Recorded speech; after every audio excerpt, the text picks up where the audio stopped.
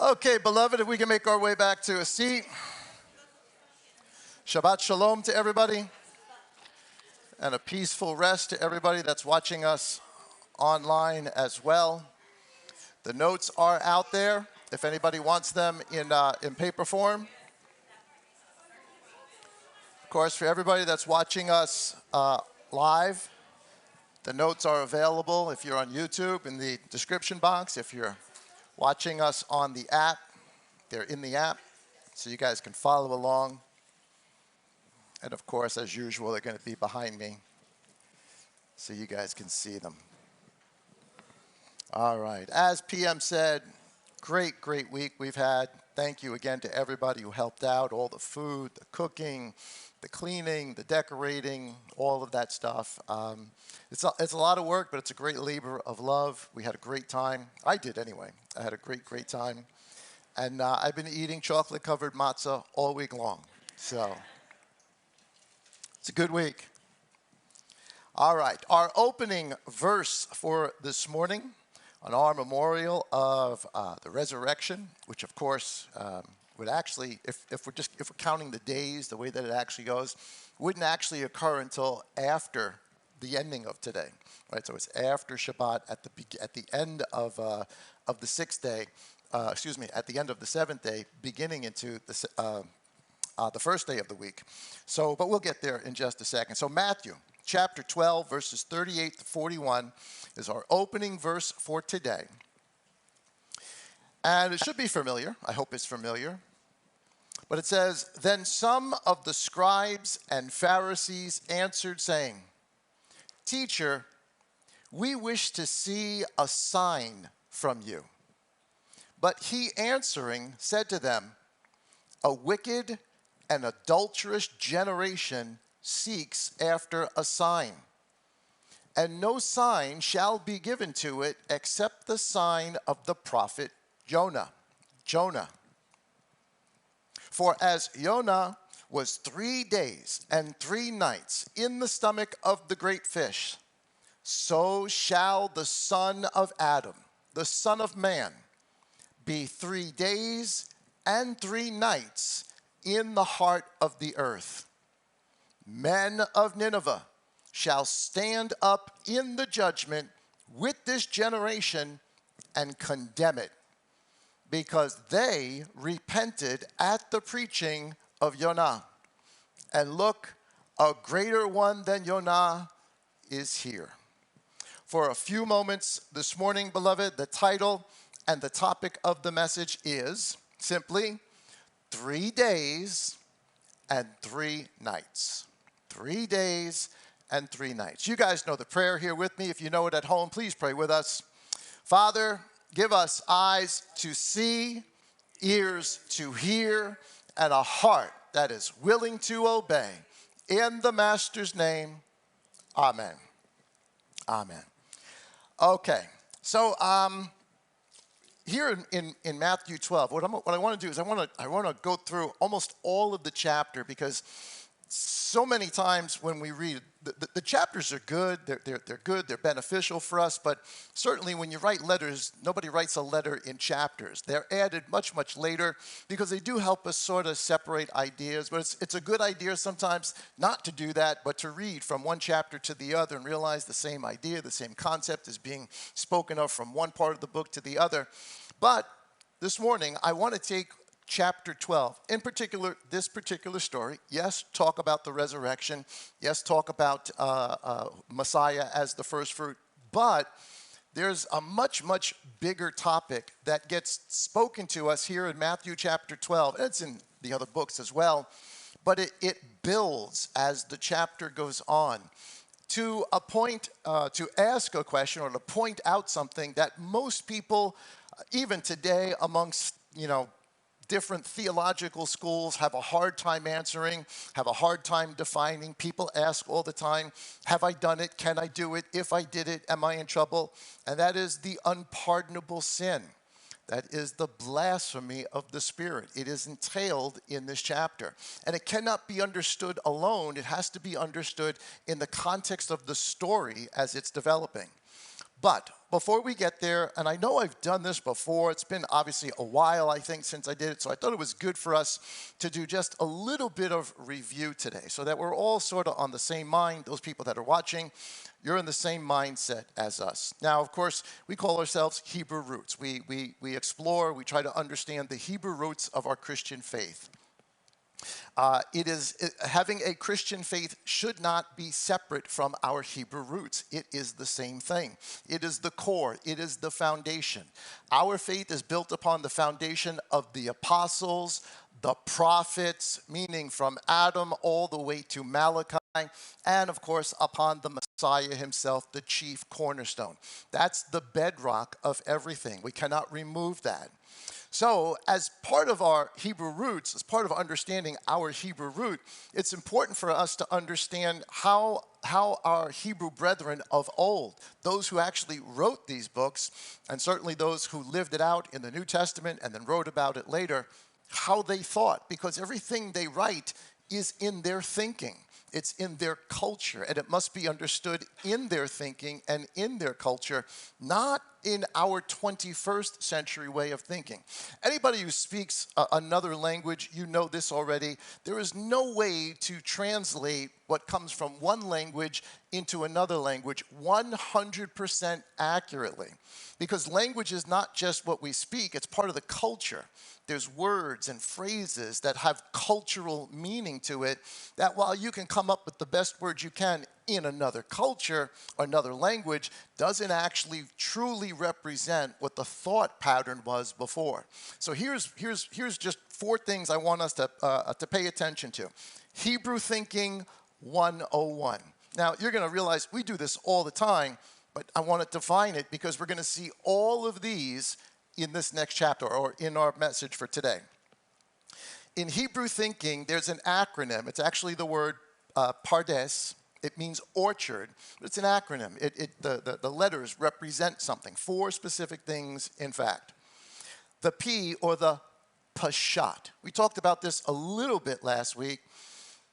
Our Hebrew brethren, even rabbis today, rabbis back in that day, and even before them, the concept of a pashat, or looking at the scripture from a perspective, a theological perspective of pashat, interpreting the scripture from a pashat perspective, just means you take it for its literal meaning. What it actually says is what it means. So if we were to take the pashat of this statement, the house is red. What is the pashat? What is the absolute, just literal meaning? The house is red. Guys, that wasn't a trick question. The house is red, right? So that's just the literal plain. Now, I could be meaning the house is hot, right? Because that's also another meaning in culture. But the plain meaning of the text is that the house is red. And usually that's defined by the grammar. That's defined, obviously, by definitions. And it has to do a lot with historical context. So when we read through our Bibles and we're reading about ancient Israel, the northern house, as opposed to the southern house, we have to read it in that context. We have to know some of the cultural background, the historical background, the grammar. And it's tough because, none of us reads Hebrew, or most of us, I would say, probably don't read Hebrew, so we're dependent on the translations. But thankfully, we have tools and stuff that we can research a lot of this ourselves. So that's the pashat, the plain meaning. It means what it says historically, grammatically, culturally, contextually. The second thing is the remez. And the remez, if you see there, it means it's a hint or an allusion to. We do this a lot here. And you'll see that the master does this a lot too. He speaks in remez. It means, this has to do with the spelling of words sometimes, and that's hard to do, again, in English. But in Hebrew, sometimes the words are spelled incorrectly for a purpose, or something extra is added to them. Something is being hinted in them that you can't necessarily see in the plain reading of the text, but you look a little bit deeper, there is another meaning being implied there. Sometimes extra letters, numerical values. The Hebrew is not just an alphabet, it's an alphanumeric system, meaning the first letter Aleph also equals the number 1. Aleph, Bet, all of the different letters, like in Greek, alpha, beta, gamma, delta, each one has a numerical value. We don't have that in English. We have A, B, C, D, E, F, G, and then 1, 2, 3, 4, 5, 6, blah, blah, blah, blah, blah. Well, that's not so in Hebrew. So sometimes the numbers, and not sometimes, they always mean something. They have some sort of a meaning that is being hinted. So very similar. I guess you could put gematria into that. That's a whole other thing. And it's trying to get to the secondary meaning connected to the text, but also connected with something else somewhere else. So you read something in the text, and let's just say it's a numerical value, and we'll, wait a minute, I know this number, it appears here, here, here, and here, and every time it appears, it has this connotation to it, and when you apply that connotation to it, that's remez, that's looking at something hidden. If we see something that has the number 6 in it, what's your first thought that comes to your mind? Man, mankind, flesh, right? Man was made on the 6th. That's remez. That's looking at it and understanding, a hinting of something else that's there.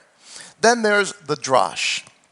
It is the interpretive or the homiletic way of looking at the text. It means to inquire. It uses metaphors, parables, and allegories to extract moral lessons or legal rulings that are not explicitly stated in the text. Messiah does this all the time. The kingdom of heaven is like whatever. Fill in whatever. That's a parable. That's a drash. That's a metaphor. And obviously Elohim speaks like this to us very, very often. And the fourth one is called a sod. And this is where it gets really, really deep. And most of the time, I don't think we really get into this, but we're going to actually look at a little bit of this today. That's the secret stuff. That's not like the remez. It's not just the hinted stuff. This is the secret stuff, the mystical stuff. It involves the esoteric or the mystical meanings of the Torah. And unfortunately today, it is often associated with Kabbalah or Kabbalah. That's mysticism. That's Jewish mysticism. It's not the same thing as just interpreting the Torah. It's a whole other thing of itself, but I wanted to mention that. They're very, very mystical, always about the deep, deep, deep, deep, unexplained, mysterious meaning. And sometimes I can see it, and probably most of the time I don't. Anyway, it focuses on the metaphysical nature of God, the divine emanations, who he is, what he is, how is he, what is he made up of, and the spiritual anatomy of the universe. What's the universe made up of? And it's used to reveal truths that are not apparent to the rational mind or through traditional logic, often involving the hidden meanings of Hebrew letters and numerical values. So these 4 different ways of reading, and we've done them all. You listen to a message that we have, we skip through a whole bunch of these, because everything the Messiah says taps into one of these things. And certainly, if you're going to read Saul, you have to know this, because he speaks according, this is rabbinical speak. Forget he was a Pharisee. He speaks this way, and you need to understand that to be able to interpret him. So keeping these in your mind, the pashat, the remez, the drash, and the sod. That is the literal, that is the allusion or the hint, that is the interpretive, and of course it is the secret or the mystical. All right, so with that in mind now, in the text that we opened up with, the master is speaking to the Pharisees, and they ask him, show us a sign. Now, for years and years and years ago, I would read that, and when you read all the stuff that comes before that very statement, Messiah has done sign after sign after sign, from healing to from people that are demon-possessed, people that are sick, that are hurt, that are paralyzed. He's done lots and lots of signs, or what we would probably say are signs, but that's not exactly what they're asking. They're not asking for him to do something, to do another miracle, but they are asking for a sign. And Messiah tells them explicitly, it is a wicked and adulterous generation that seeks after a sign. So whatever sign means here, the fact that they don't see it and they have to ask for it is a problem. He then goes on to tell them, you're not going to see any sign, this generation he's talking to, except the sign of the prophet Jonah. We all should know the story. Jonah in the great belly of the fish, he's told to go to Nineveh. He tries to escape, tries to go the opposite direction. Storm comes, and of course they dump him overboard. Really throws himself overboard to save everybody that's on the boat. He gets swallowed up by a fish, and he is dead. This is important. He is dead for 3 days and 3 nights. Now, I know sometimes you'll hear people say, well, no, he prayed from the belly of the fish. No, he prayed from Sheol. He prayed from the grave, where that place is that everybody goes to prior to the resurrection. That's where he prayed from. And of course, after 3 days later, he is thrown up on the beach. That's the basic story. The Messiah is telling us that the sign, the only sign, whatever it means, whatever they're looking for from him, whatever they don't understand, it will be proven in the sign of Jonah. Now, obviously, we are here today. We're remembering the resurrection. We understand what that means. He tells us very, very plainly that the Son of Man, just like Jonah, this is important, he calls himself the Son of Man or the Son of Adam in the versions that we have. He is going to spend 3 days and what? 3 nights in the grave, which now implies how many days and nights did Jonah. 3 days and 3 nights, meaning a 24-hour period. And then he goes on to say, and you know what? The men of Nineveh, of this generation, are going to stand up and they're going to rebuke. The generation he's talking about are them, the Pharisees, the Sadducees, the people that are having a whole problem with this. You're going to be rebuked on the day of judgment, because when Jonah got to Nineveh, guys, we're talking about Iraq. We're talking about the Middle East. When he got there, the people of Nineveh repented at the preaching of Jonah. The people of Nineveh were not Jews. They were not Hebrews. They were Gentiles. That's just the general class of them. But they were Gentiles. And they repented. Now, there's a lot more to the story, but that's obviously just the basics. With that in mind, when you go back in the chapter, this is number 4 on your notes. Matthew chapter 12 starts off like this. Verses 1 through 8. The master and his disciples are walking by evidently a field of wheat, and his disciples decide to take some of the grains of wheat, and wheat comes in like a little husk. Think of it like a peanut source. It's not really a peanut, but that's the best explanation I give. The meat is inside of a husk, and they take the husk and they rub it in their hands to get to the actual meat or the grain. And they're popping them in their mouths, and they're eating. Of course, and I'm sure you guys know the story, the Pharisees see this, and they are upset with his disciples and with the master that they are working on the Shabbat. Because to them, taking some grain and going like this with it would be the equivalent of work. And, of course, Messiah goes into the explanation of what King David did in the days when he was being chased around by King Saul, that he went into the very tabernacle and he ate the bread that was not lawful for him to eat. But circumstance demanded, because these guys were starving and on the run, that he do that. And he did. And Messiah puts and certainly Elohim does not put a negative connotation. Now, is that what you normally would do? No, but the circumstance demanded it.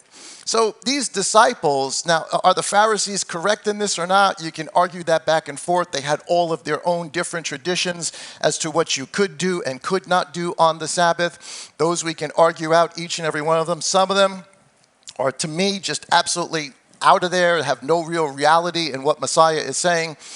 But he does give them this story. Now, it probably is. No, so why are they doing this on the Sabbath? Well, whatever they were doing before the Sabbath began, they didn't prepare the night before or the day before. They didn't get a meal ready. They didn't do any of that. So here they are taking the grain. Now, why wouldn't they? Well, if they're with Messiah, they're probably doing healings. They're visiting. He's speaking. So they didn't have time to prepare. At least this is my assumption. So technically, are they breaking the Sabbath? Well, in the fact that they really didn't prepare for the Sabbath, yes. But Messiah, again, uses this example to try to get across to them there are circumstances, but it goes way beyond that. Here, after talking about King David, verse 5 says this, "Or did you not read in the Torah that on the Sabbath the priest in the set-apart place profane the Sabbath and are blameless?" That means, there's offerings going on how many days a week?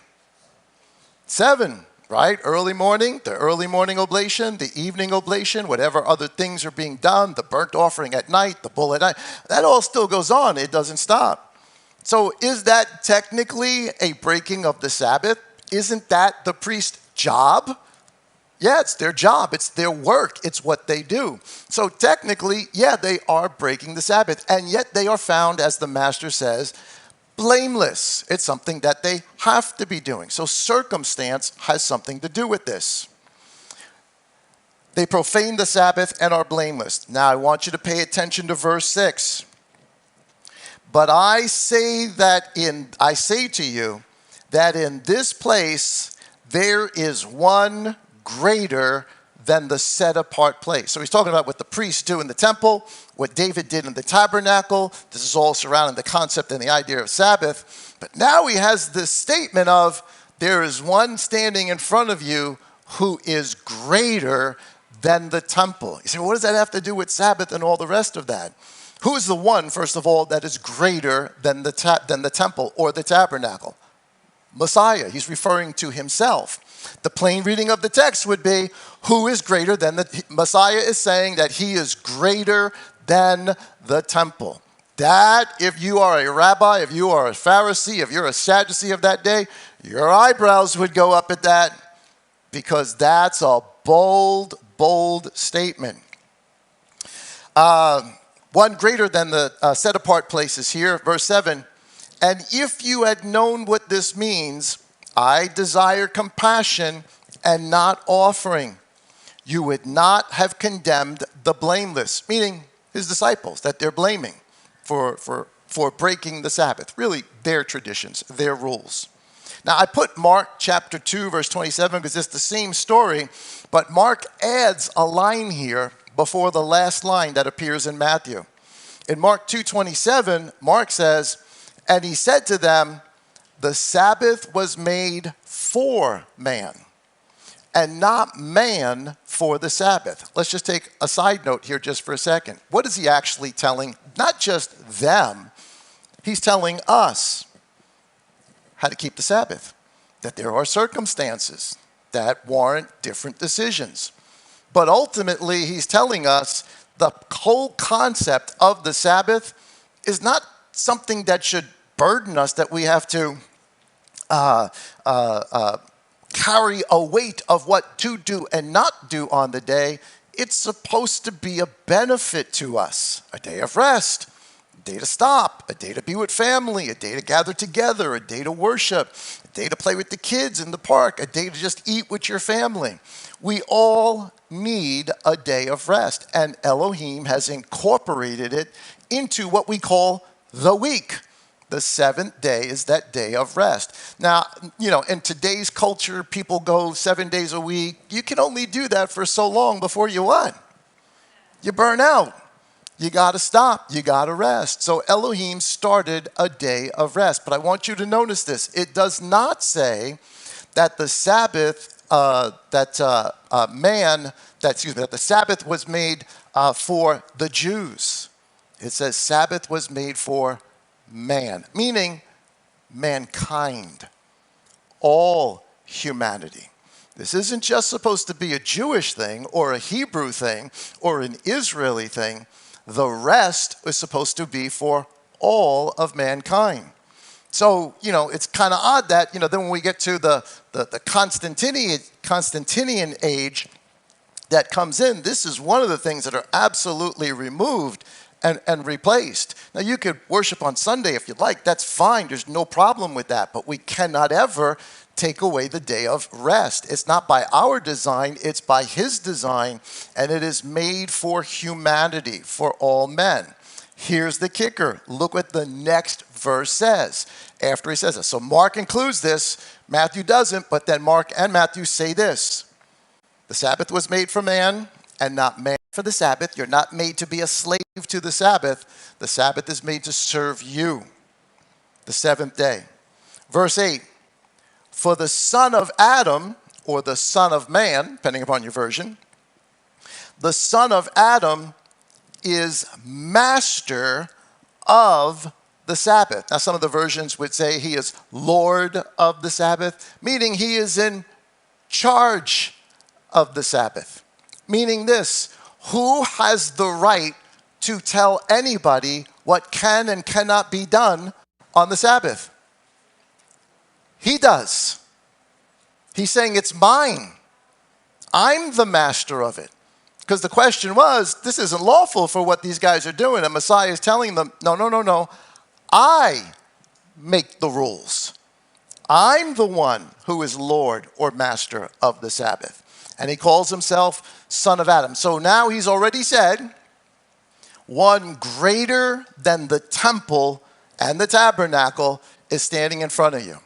Now he's telling them he is Lord or master or in control of. He decides what goes on and what does not go on the Sabbath. Again, if you are a Pharisee of that day, if you are a priest of that day, a Sadducee, your eyebrows just went way up. And your heart starts beating because this is a problem for them. This is a problem for them. The story goes on through chapter 12. And in chapter 12, verse 10, the master, let me see, I lost my spot there for a second. Oh, no, I'm still on slide number 4, that's why. In verse 10, they ask the master, because now he heals on the Sabbath. So he says, is it lawful to heal on the Sabbath? I'm not really trying to make this whole message about the Sabbath, but these are the examples that are used here. Is it lawful to heal on the Sabbath? Well, not according to Pharisaic law. It wouldn't be legal. You'd be breaking the Sabbath. Now, maybe there are circumstances, but you'd be breaking the Sabbath. Is it lawful to heal on the Sabbath? Messiah is about to exercise his Lord of the Sabbath. Verse 12. Of course, there's the man who's got his hand is lame, and the Mashiach reaches out to him, and he is healed. He tells him, as a matter of fact, how many of you, if your sheep wander off or your cattle wanders off and they fall in a hole on the Sabbath, what are you going to do in that instance? Or you're going to go and you're going to pull the sheep or you're going to pull the cow out of the hole and not just leave it there all day and say, well, it's the Sabbath, and so its tail is sticking out of a hole and its head stuck in a hole. Sorry, but you got to wait till like 6 p.m. for me to help you. No, it doesn't work that way. This is actually a direct statement against what even some of the people in the Essene community thought, because they thought you couldn't do this, or they taught you couldn't do this on the Sabbath. So it's kind of interesting that he's speaking right to an error or correcting something even amongst the Essenes. He goes on to say, so is it right to do good on the Sabbath? Verse 13. Then he said to the man, stretch out your hand. And he stretched it out, and it was restored as healthy as the other. So he just finished telling us, I'm greater than the temple. One greater than the temple is standing in front of you. I am master of the Sabbath. And now he's showing his mastery of the Sabbath. How? By healing. He asked the question, and then he answered it. Is it lawful to heal on the Sabbath? Yes, and he does it right in front of them, proving the statement he just made. Who is Lord of the Sabbath or master of the Sabbath? He is. I want you to notice their response because it is important. Very, very important. But the Pharisees went out and took counsel against him so as to destroy him. You read that, of course, now we're thinking, well, they're just evil people and they just want to, get rid of them. No, there's a lot more going on here. Number 5 on your notes. The text of Matthew then goes on to give us a little interlude. He leaves, and because he knows that they want to kill him, they want to destroy him, he leaves and he goes to another place and begins to heal, but tells the people that are around him to keep quiet what it is that he is doing, who he is. Here's Matthew chapter 12, verse 16, and he warned them not to make him known, meaning out to the Pharisees, out in the public. Keep it on the DL. Verse 17. Now here's the commentary by Matthew, who is there and who's writing this. And he gives us a little context here for us to understand what's going on. He says, he said this in order that what was spoken by Yeshayahu, Isaiah, the prophet, might be filled, saying, see, my servant, whom I have chosen, my beloved, in whom my being did delight, I shall put my spirit upon him, and he shall declare right ruling to the nations. What's right ruling? From one end of the book all the way to the other end of the book? Torah. What is Isaiah saying this servant is coming to do to the nations? Teach them right ruling. He shall not strive nor cry out, nor shall anyone hear his voice in the streets. A crushed reed he shall not break, a smoking flax he shall not going to force anybody to do anything, he shall not quench, till he brings forth right ruling forever. One more time, what is right ruling? Instruction, the Torah. And he is going to bring it forth forever. Verse 21, and the nations shall trust in his name. Now I put the PDP there, it's in parentheses, but if you watch it on the screen, it's in yellow. So they're quoting, or Matthew is quoting Isaiah with everything that just happened, the whole incident with the Sabbath, and he's Lord of the Sabbath, the whole incident that I'm greater than the temple, the whole idea that they want to kill him. He's telling us this now to give us context, a framework in which to interpret that, to look at that. And he's saying what was happening was exactly what Isaiah said. Messiah is the servant upon whom the Spirit is. I was reading this morning, the Spirit of Elohim comes on him at the mikveh of John, at the Jordan with John the immerser. The Spirit comes on him. Isaiah says this servant is going to preach to who? The nations. Who are the nations? Another word for nations? Gentiles. He is going to speak to the Gentiles, and he is going to give right ruling to the Gentiles. And not just right ruling to the Gentiles will have right ruling brought forth forever. And verse 21, and the nations, the Gentiles, shall trust in his name. The PDP, they will recognize him. They will know who he is. As opposed to, and what we've just been reading, they're asking for a sign. And the sign that they're asking for is clarity on one greater than the temple. One who is the Lord or claims to be Lord or master of the Sabbath. They want to see his ID. These are bold statements that he calls himself Son of Man. Believe it or not, is a bold statement. So it goes on to say here in number 4 on your notes. Then they brought to him one who was demon-possessed, blind and dumb. And he healed him so that the blind and dumb man both spoke and saw, which are absolutely things that at least the people of the Essene community were absolutely looking for. It should have been all of the Hebrew community looking for this. He makes someone who is blind and dumb speak and see. And all the crowd were amazed. And now they say, is this the Son of David? He is greater than the temple. He is Lord of the Sabbath. And now he is Son of David. Or at least that's the question that they're asking him. And he is Son of Man. I want you to notice, there's all sorts of names being thrown out here, right? All sorts of descriptive context to which most of us in the 21st century have very, very little understanding, because we hear these words in our 21st century ears and we think they mean one thing, but you have to understand the context to their ears when they hear it and what they are thinking.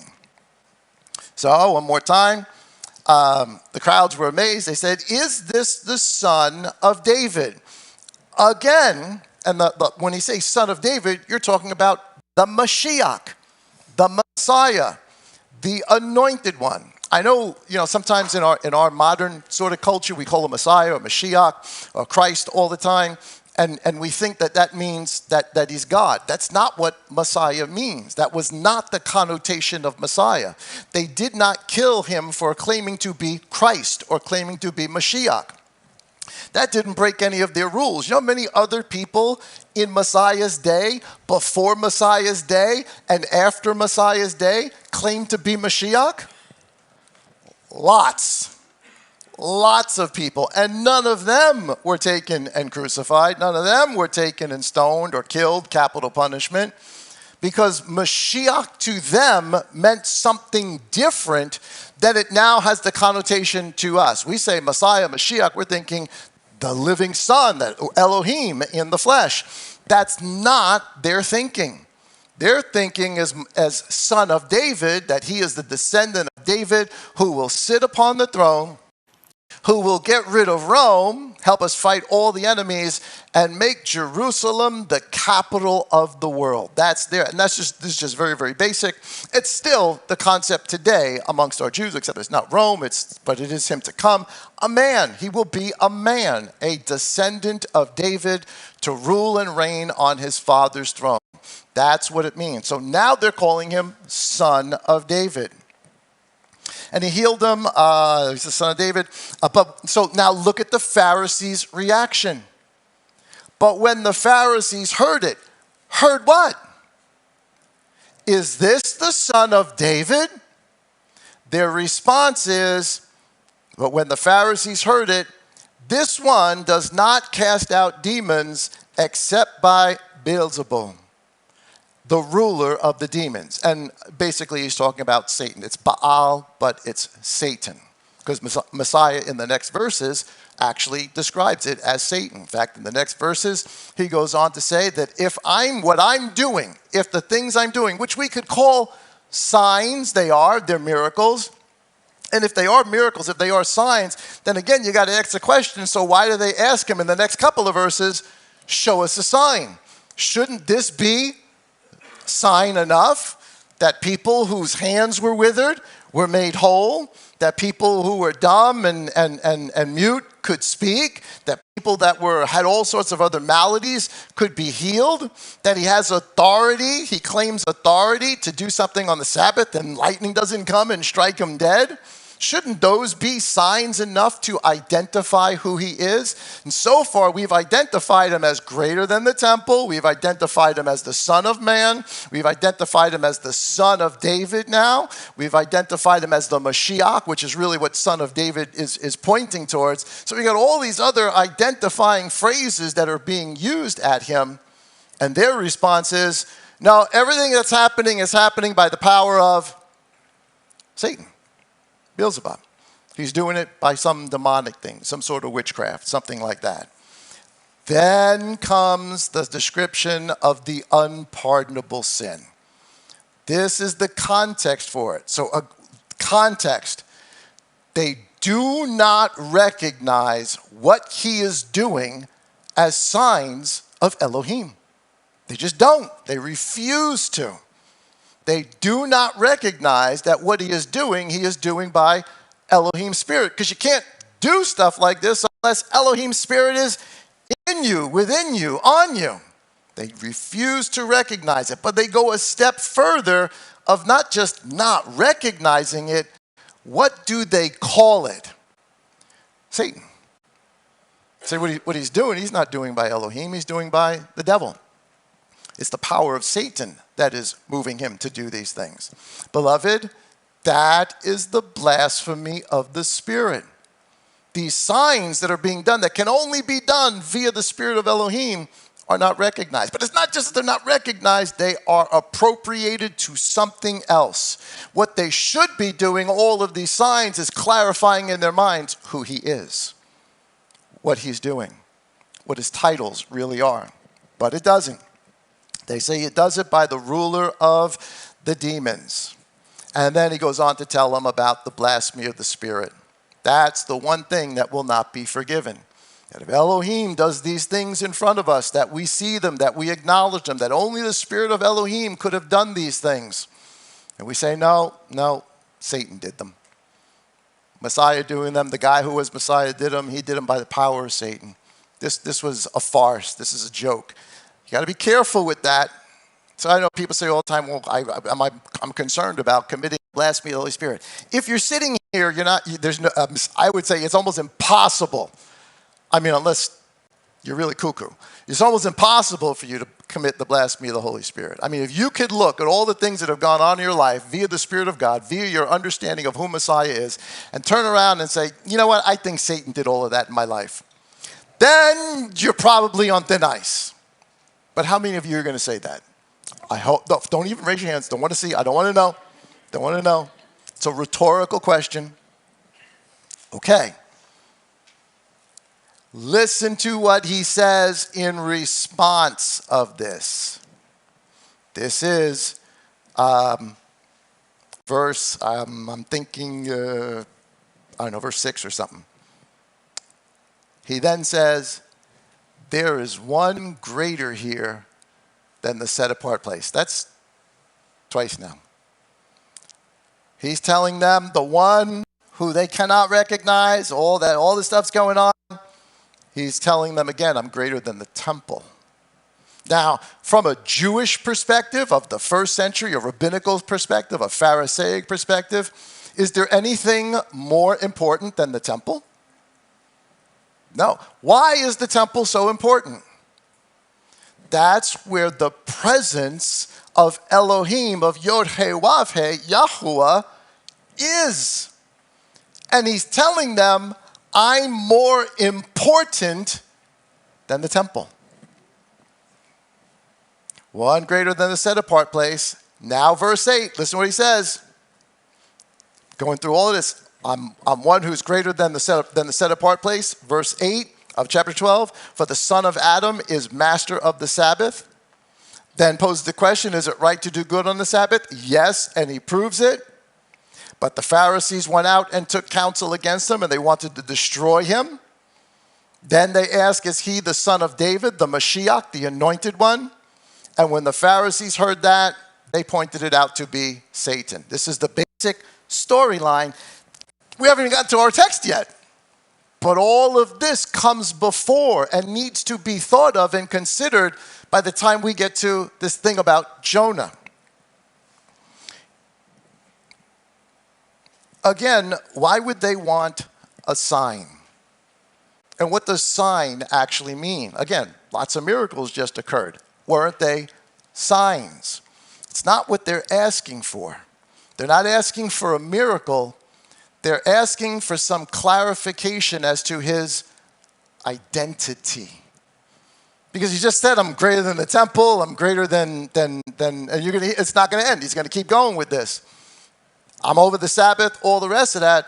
They've got some real serious things in their mind because they're hearing these terms, Son of Man, Son of David, Mashiach, and they're thinking Peshat, the plain truth, the basic understanding, at least their understanding of that day, of who he is, or what does Son of Man mean? What does Son of God mean? What is the temple? What are all of these what they had a concept of it that is not the concept we have today, nor is it just the concept that Messiah was talking about. So the Peshat, the basic meaning of the text, never changes. It is what it is. But there is a remez. There's always the hint. There's always that something under. And this is what Messiah is telling them. Because the Peshat, the plain meaning of the truth there, chapter 12, verse 38, they asked, then some of the scribes and Pharisees answered, saying, Teacher, we wish to see a sign from you. Why? Because people are saying you're the son of David, literally Mashiach. What is the Mashiach? Just the literal plain truth, because you can you can look up 10 different scriptures that will clearly tell you this. Being son of David is the heir to David's throne. That's what it means to be a son of David, or the son of David, the Mashiach. That you are the anointed ones. That's what Mashiach means. That's why we use Christ in Greek or in English. It just means anointed one. It has no, to a Hebrew way of thinking, it has no supernatural quality to it. There's no Elohim in the flesh involved with that. It's a guy like David, maybe under the spirit of David, a descendant of David, but it's a guy who's going to come and who's going to be the one who conquers all of our enemies. That's their plain meaning of the text. So they hear all these people saying it. The one who is the heir to David's throne, the conqueror, and the liberator. Now, their concept of Messiah, so if a Messiah is going to come, right? If the one who is the son of David is going to come from a Pharisaic position and from even a Sadduceic, probably even more so a Sadduceic position, they're all waiting for Mashiach to come. The Sadducees are like the aristocrats, the upper echelon class of people. And their basic power is in the temple in Jerusalem. They run Jerusalem, but they run the temple. Very, very different from Pharisees who are running the synagogue system. The Pharisees probably have a lot more people each and every day of the week that they deal with because people come to the temple those 3 times a year. But these are two opposing forces with two differing ideas and opinions about a lot of things. So from a Pharisaic or even a Sadduceic position, if Mashiach is to come and he is the son of David, where is the most logical place for him to be declared the Mashiach? Well, he should be in Jerusalem. And who should be declaring him Mashiach? Probably the head of the Sanhedrin, most definitely the high priest, the aristocrats, the wealthy. Those are the people from their own perspective that, listen, if anybody's going to be Mashiach, we are going to declare who Mashiach is. And he's got to come from Jerusalem. And where does Messiah come from? Galilee. Now, Galilee is not a backwoods thing. It's a much, much bigger city than we think about it normally, but it's not Jerusalem.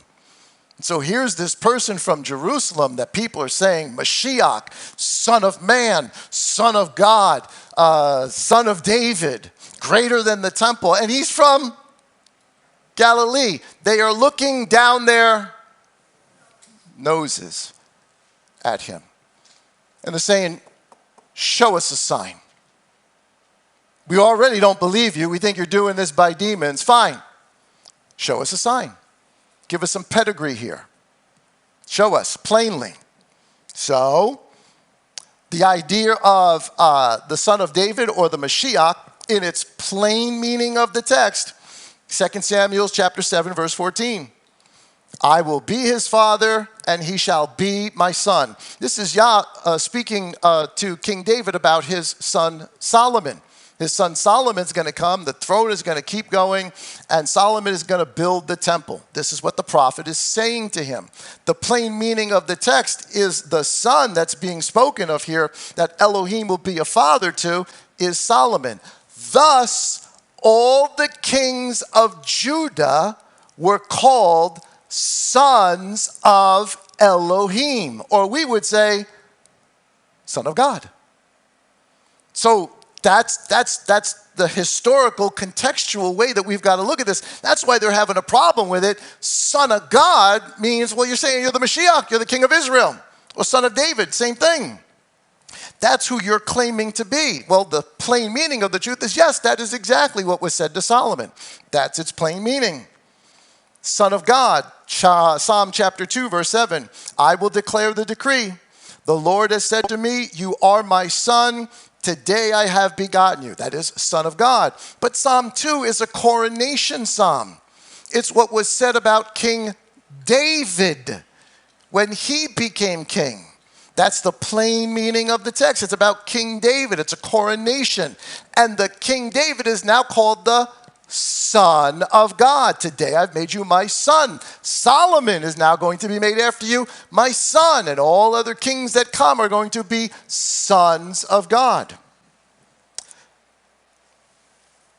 1 Chronicles chapter 22 and verse 10. Again, he says, I will be his father, and he shall be my son. So the term son of God, the term son of David, even Mashiach, all had similar connotations to it. It just meant a guy who'd be king of Israel.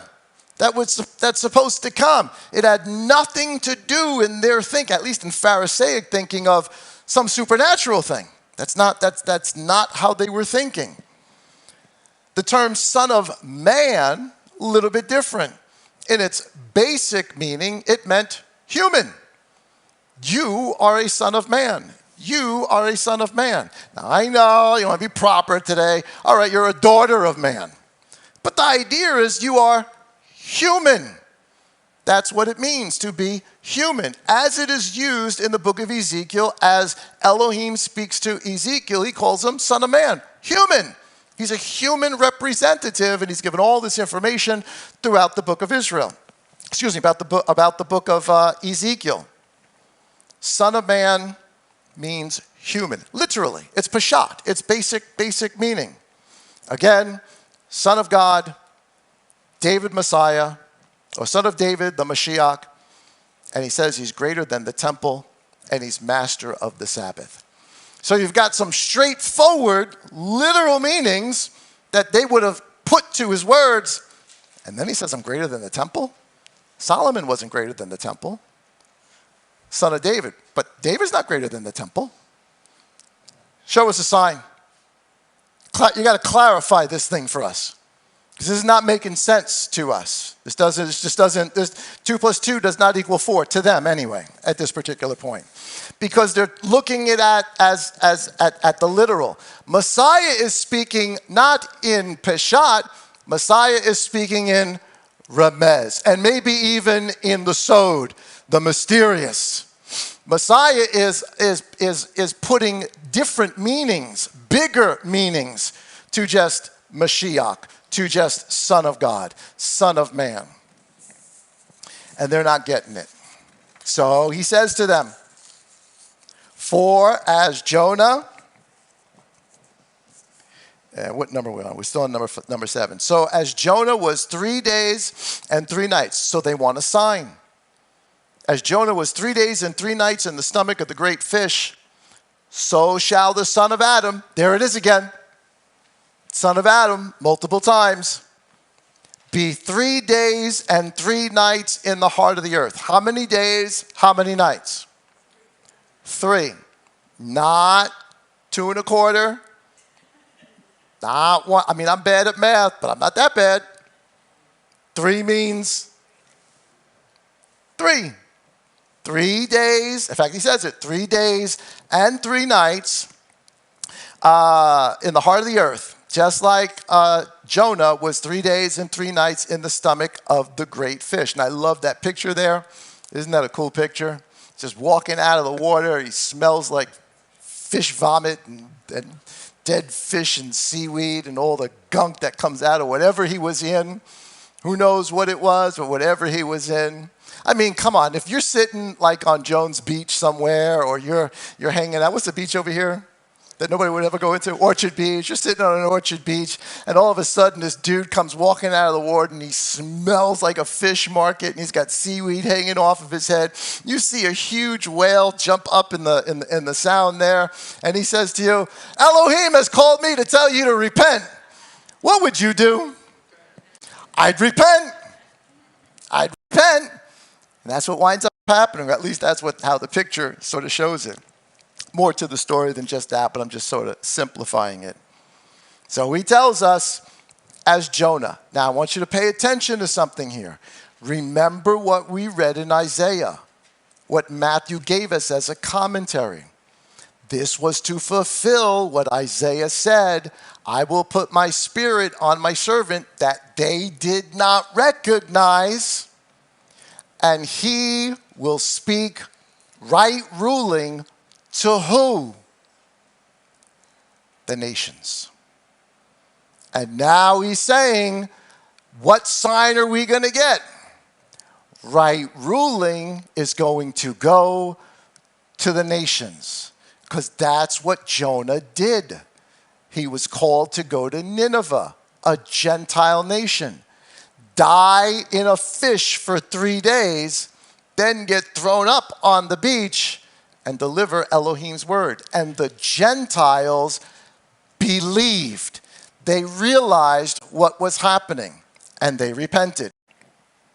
3 days and 3 nights. The men of Nineveh, the Gentiles, shall stand up in judgment against this generation. Why? Because the one who is the Mashiach, who is the son of Elohim, who is the son of David, we're going to look at those more definitions in a second, the one who is greater than the temple, the one who is healing, the one who claims to be over the Sabbath, is right in front of you, and you said he does what he does by what? The power of Satan. The power of Satan.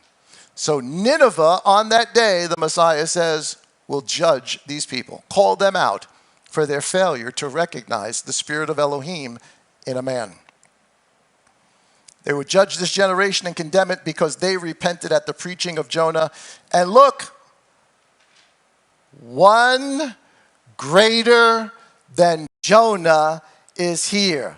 Son of man, son of Adam, son of David, Mashiach, greater than the temple twice, now greater than Jonah. Is there any story outside of, let's say, the parting of the Red Sea? Is there any other story in all the Bible that you could think is greater than the story of Jonah? Well, next time you go fishing and you're out in the middle of the ocean, ask yourself if you're willing to jump over the side of that boat. That's a great story. Jonah was great. And Messiah is now saying, I'm greater. What happens to the eyebrows of the Pharisees and Sadducees? Oh, they're probably glued up at this point. They're just so upset at everything he says. One greater than Jonah is here.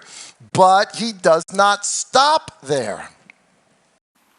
He then says in verse 42, the sovereigness, the queen of the south. He's talking about the queen of Sheba.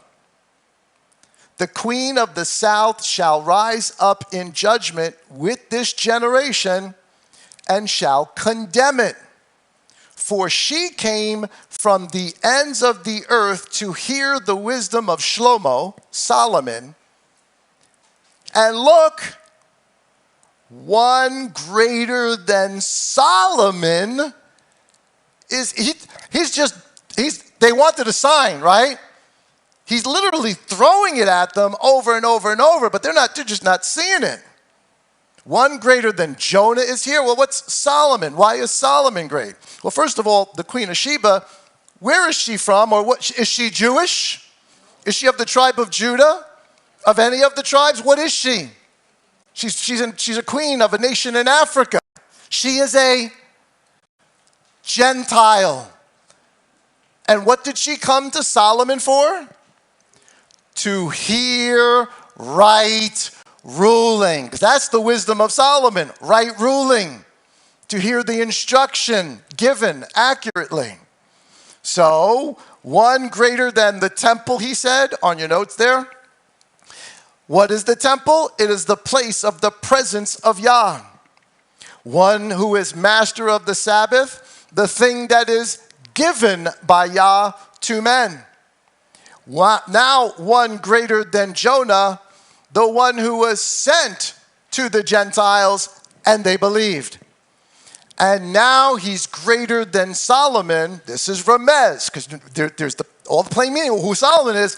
But Messiah is actually telling us all sorts of meanings underneath it now, because who's Solomon? Well, he's the one that builds Yah's temple. And he's the wisest human, the wisest son of Adam of his day. He is also the son of God because he is part of David, his son. So he's also a son of David, a Mashiach, a promised one, and descendant and heir to the throne. Now you realize why he's saying this. There is remez, there's hints, there's all sorts of things under this that as we're reading it, and it should be as they're hearing it, they should be realizing. And obviously the disciples did because they quoted Isaiah. And they said, wait, this is what Isaiah said. He's going to be a light to the Gentiles. He's going to speak right ruling to the Gentiles. And they are going to recognize him. Meanwhile, this generation is going to be rebuked by the Gentiles on the day of judgment. Can you see the contrast there? All of a sudden, this is a much, much bigger story than we normally read. Solomon taught the Queen of Sheba. All right, let's put this all together now. We've gone around the mountain a couple times.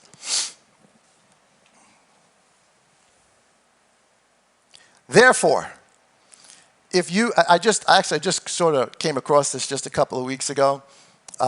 It's just another thing about rabbinical teaching or Pharisaic teaching. I shared this with Anna in fact, I shared it with Matt too. Do you know how they taught? And actually we do, we just don't realize it.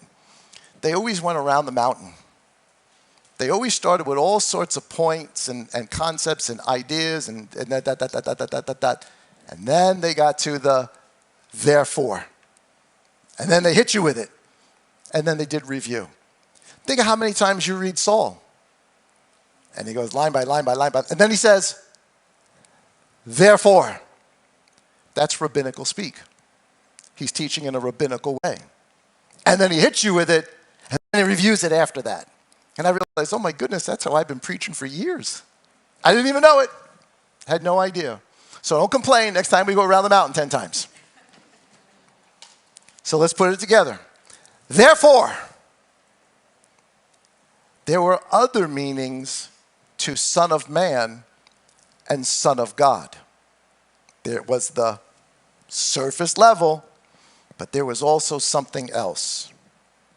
In Daniel chapter 3, you got to understand, in this culture, online, if you go online and you put something up online, some sort of study, some sort of teaching about the book of Revelation, about the 144,000, or the 7 trumpets, or 7 bowls, or whatever it is, you put that as like a, what's that called, a thumbtag, the screenshot, hashtag, no, the picture, the screenshot. Thumbnail, thank you. I'm looking at it. The thumbnail.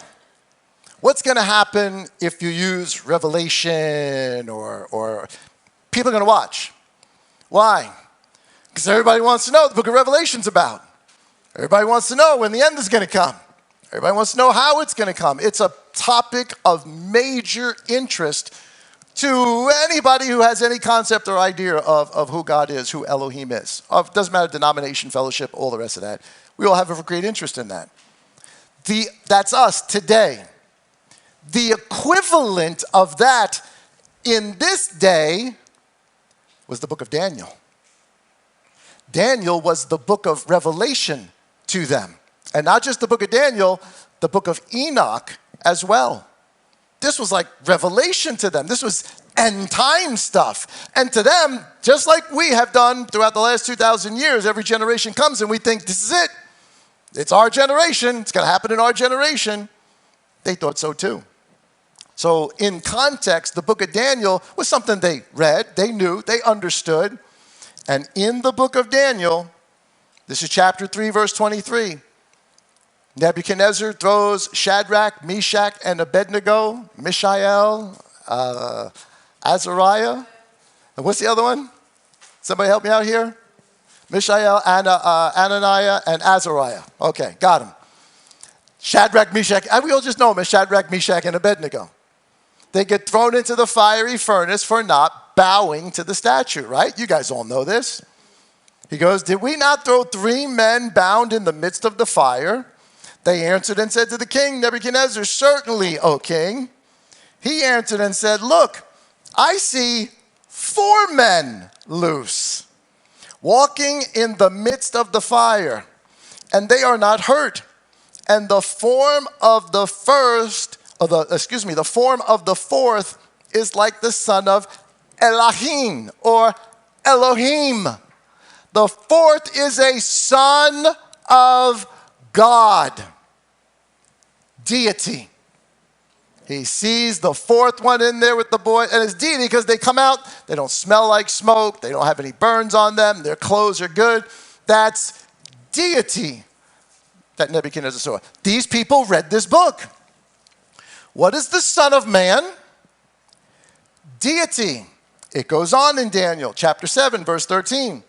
He says, I was looking in the night visions, this is Daniel, in a vision, and I saw one like the son of Enosh or the son of Adam, the Son of Man, who we already know is what? Deity in Daniel already. And when you read the Aramaic, the writing, he's referring to deity here. You got to get into the language. We don't have time to do all of that. But he's referring to this individual that he's talking about right now, who is like the Son of Man, as deity. And he is coming with the clouds of heaven. And he came to the Ancient of Days. That's Abba. That's Father. And they brought him near before him, and to him was given rulership and preciousness and a kingdom, that all peoples, nations, languages. What are all peoples, all nations, all languages? What's another way of saying that? The Gentiles. They quote Isaiah 42, verses 1 through 4 or 5. This is to fulfill what was said by Isaiah the prophet. I shall put my spirit upon my servant, and he shall bring right ruling to the nations. And the nations shall recognize him, see the sign, and understand. We got it right here as well. To him was given rulership and preciousness and a kingdom, that all peoples, nations, languages should serve him. His rule, if he's king, that's David's throne, is an everlasting rule which shall not pass away, and his kingdom that which shall not be destroyed. This is no mere man that's standing in front of him. No mere man can have an everlasting kingdom. This is deity. So we've now got in their equivalent of the book of Revelation a definition for Son of God that is different from the plain meaning of the text in Psalm 2 and all the other places where it's mentioned, Chronicles 7. It's different. Actually, it's not. Those are foreshadowing. So now we're getting into the remez. We're getting into some of the other hidden meanings. They're foreshadowings of a Messiah to come in their life stories. We know this. I preach like this almost every week to you guys, showing you shadows of one thing to help you understand something else. That's Hebrew thought. That's Hebrew thinking. So here it is. Now we're reading in a book that everybody would want to know. Everybody's got questions of. Everybody knows what these terms mean. Now we've got the Son of Adam, deity, the Son of Man, deity, standing before the Ancient of Days. And his kingdom will not be destroyed. Is this the Son of David? Is this the Son of Adam? Is this the one who's greater than the temple? Is he greater than Solomon? Is he greater than Jonah? Well, the answer to all those questions would be what? Yes. Here's 1 Enoch chapter 46, verse 1 and 2. Very, very similar to the book of Daniel, chapter 7. Enoch says, and there I saw one who had a head of days. He means Father Yahweh. And his head was white like wool, and with him was another being whose countenance had the appearance of a man, son of man. And his face was full of graciousness, like one of the holy angels. And I asked the angel who went with me concerning that Son of Man, who he was, and whence he was, and why he went with the head of days. Father, return me to the glory that I had with you before the world even came into existence. Who's Mashiach? Who's the son of David? Who's the Son of Man? Who rules the Sabbath and decides what should be or not done? Who delivers right ruling? Who is greater than the temple? Who is greater than Jonah? The Son of Man is. The Son of Elohim is. That's who he is. That's what they did not want to see. Everybody got that? Can you see that? Got eyes to see that? I know that's Ramez, but it's even getting into a little bit of the sod there, because now we're talking about the quality of who Elohim is. We're looking at some deeper universal type things here. So, on the picture there, when Peter is asked, who do people say that I am? I remember his response. You are the Mashiach of the lineage of David, the rightful king of Israel, the Son of God. He was not speaking literally. He was speaking remez. He saw what you could not see on the surface. In fact, the Master says, flesh and blood, the Pashat, did not reveal this to you.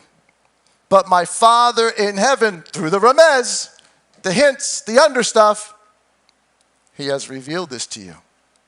And of course, upon this rock, all that story.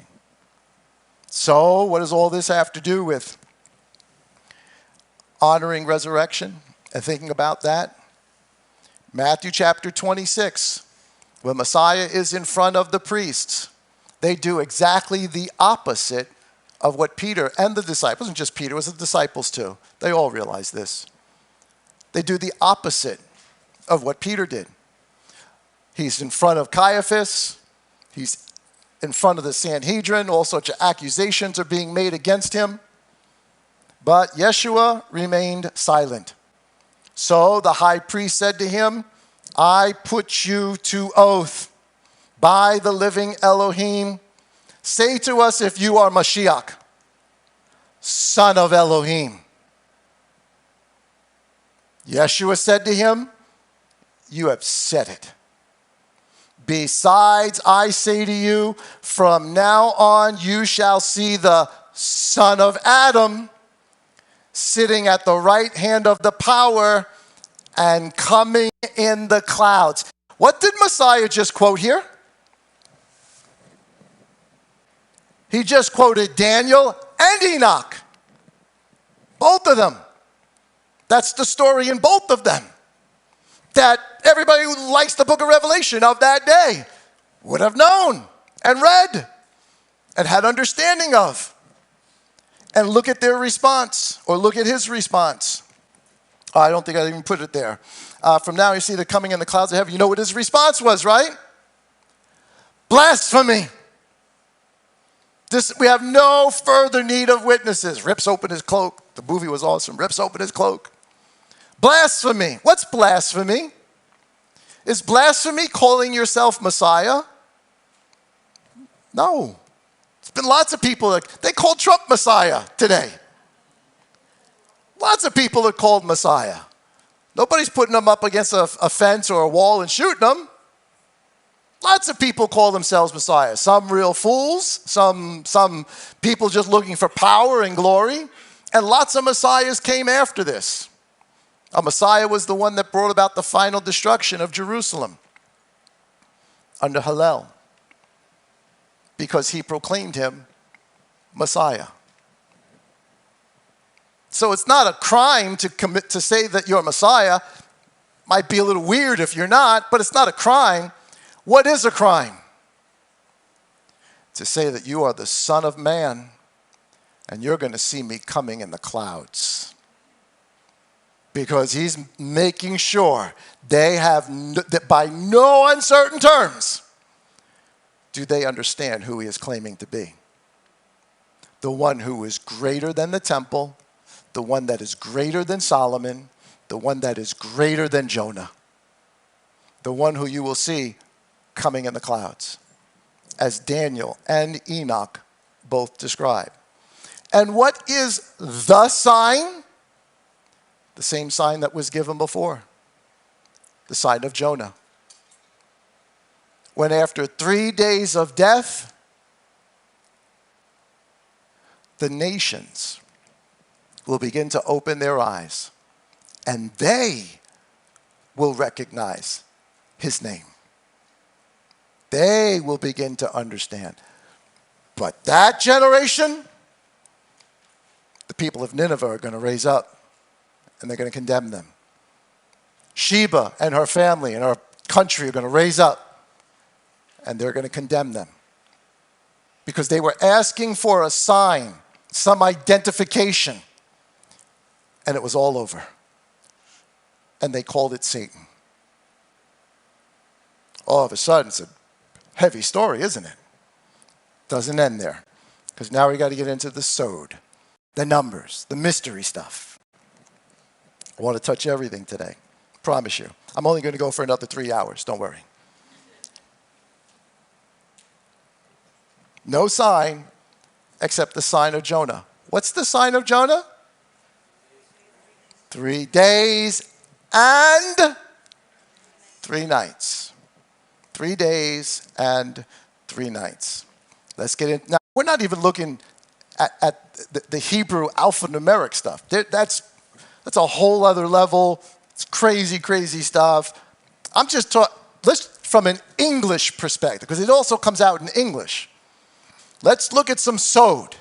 Let's go deeper. Let's get into some mystical stuff here. The creation. Genesis 1:12. What happens on the third day? Here it is. And the earth brought forth grass and plant that yields seed according to its kind, and the tree that yields fruit, whose seed was in itself according to its kind. And Elohim saw that it was good, and there came to be evening and morning the third day. So what's an entire day? Evening and morning. Obviously, we're different, right? Starts sometime in the midnight, but you have to think in their terms. Evening and morning, the third day. So what happens on the third day? Seed begins life. The plants start coming. Fruit is about to happen on the third day. From where? From the earth. From the ground. Oh, you're starting to put it together? You're starting to get the sod here? It's remez, but it's even deeper than remez. Now, the plain meaning of the text is, on the third day this happened. But if you've got eyes to see it and ears to hear it, there's something else, because Messiah told us the remez and the sod are about him. Everything Moses wrote was about me. He didn't say some of the stuff Moses wrote. He didn't say some of the stories. He said, everything Moses, if you believe Moses, you got to believe me, because Moses wrote about me. What did Moses write? First day, second day, third day, fourth day, fifth day, sixth day, seventh day. All of it.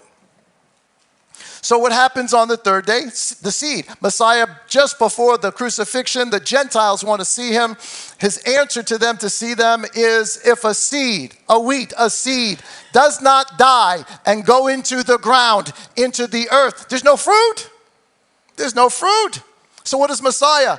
He's the seed that's going to spend 3 days in the ground, in the earth, and come up to be the first fruits of those born from among the dead, and bear much, much, much fruit. I am the vine, you are the branches. You're starting to see the remez, starting to see the sod, starting to see the other deeper layers that go into this. I'm not denying the pashat, the plain meaning. The plain meaning is the plain meaning. I'm not changing it either. I'm just saying there's more stuff there. So, Luke chapter 24:1 says, but on day 1 of the week, at early dawn, they came to the tomb after the Sabbath. You got to look at Matthew 28. It'll tell us it's after the Sabbath, after the seventh day. Well, what's the seventh day? The Sabbath. Who's master of it? Who tells you what you can do and can't do on it?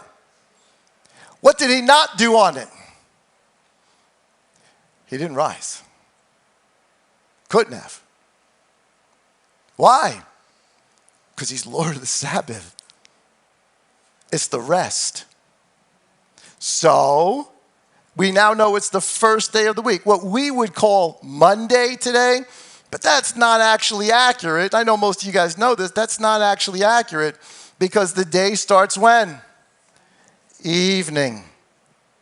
For him to be in the ground 3 whole days means it has to be from Wednesday at night or the evening to Thursday in the evening.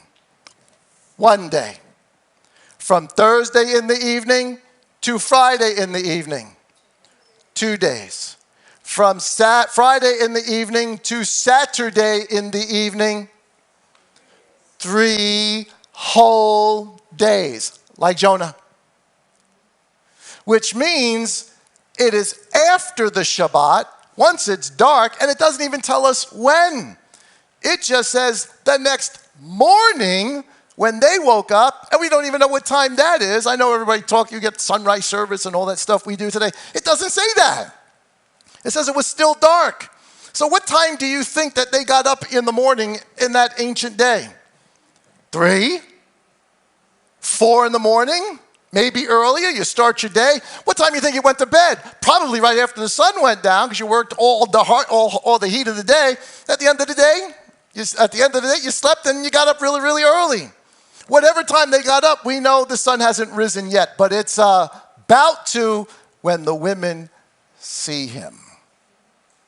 So we've got no idea when he rose. Doesn't tell us when he rose. But if he was in the grave 3 whole days, what has now begun? The 4th day. It could be 10 minutes into the 4th day. Maybe, probably, could be. I don't know. Could be 4 hours into the 4th day. Doesn't matter. It's still 3 whole days. When was Jonah thrown up? I don't know. But he spent 3 whole days in the fish. Messiah spends 3 days and 3 nights in the earth. And they go to the tomb after the Sabbath is over. So that morning, which to us would be Sunday morning in our culture, not so in theirs, but it is the first day of the week in their culture. In the first day of the week, they see him. Genesis chapter 1, verse 17. We discussed the 3rd day. Look what happens on the 4th day. And Elohim sent them the sun and the moon, the light, in the expanse of the heavens to give light on the earth, and to rule over the day and over the night, over every nation, tribe, and tongue, and to separate the light from the darkness to bring right ruling.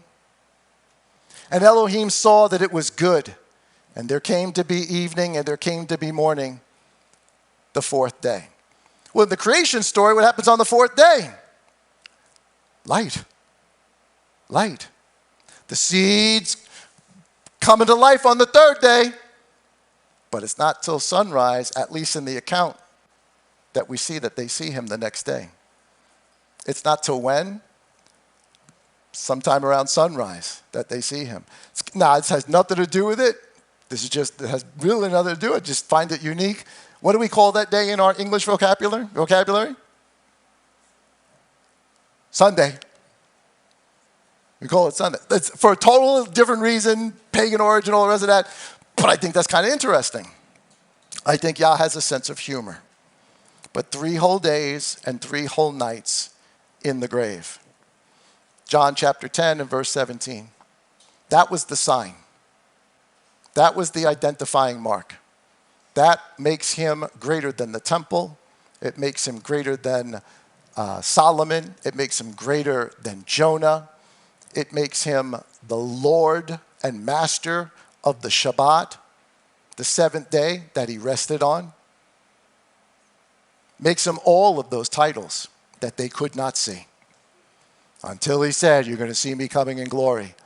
Then they understood, and they called it blasphemy. You and I call it salvation. So who died for us? The son of Adam died for us. The one standing in the fiery furnace, the one standing before the throne of Elohim, who will have a kingdom that will never end. A kingdom of all nations, all tribes, all tongues, and teach us all right ruling. That's who died for us and rose. And so he says in John chapter 10, verse 17, last verse for today, because of this, the Father loves me, because I lay down my life in order to receive it again. No one takes it from me, but I lay it down of myself. I have authority to lay it down. And I have authority to receive it again, to take it up again. This commandment I received from my Father. No mere Peshat Messiah can do that. But the meaning under the meaning, the mystery under the meaning, he did. And Elohim sent his only begotten Son, so that whoever believes in him among the nations and among the house of Israel, salvation would be ours. That is our resurrection thought for today. 3 days and 3 nights. 3 days and 3 nights. I mean, I'm bad at math, but Friday to Sunday is not 3. Saturday to Sunday is not 3. Thursday to Sundays, not 3. It's 3 whole days, 3 whole nights. That is our Messiah. And isn't it 3 women who eventually come to see him? Isn't it? Start to think about how many times 3 pops up. Now you're going to start getting into the remez, you're going to start getting into all those deeper things. We do it. We just didn't know what the definitions of those things are. But now we do. Now we do. Abba, we love you. We thank you for resurrection. We thank you that the seed that has gone into the earth has sprung and now is delivering light to the world, a light to the Gentiles. Open up our eyes, open up our understanding. Help us not to forget the roots from which this story comes, for they are our roots as well. Let us not be boastful against those branches that have been broken off, for we can easily be broken off too because of unbelief. But help us to believe, to trust, to learn, and to share, to be Jonah in our world. In the Mashiach's name, amen. Amen.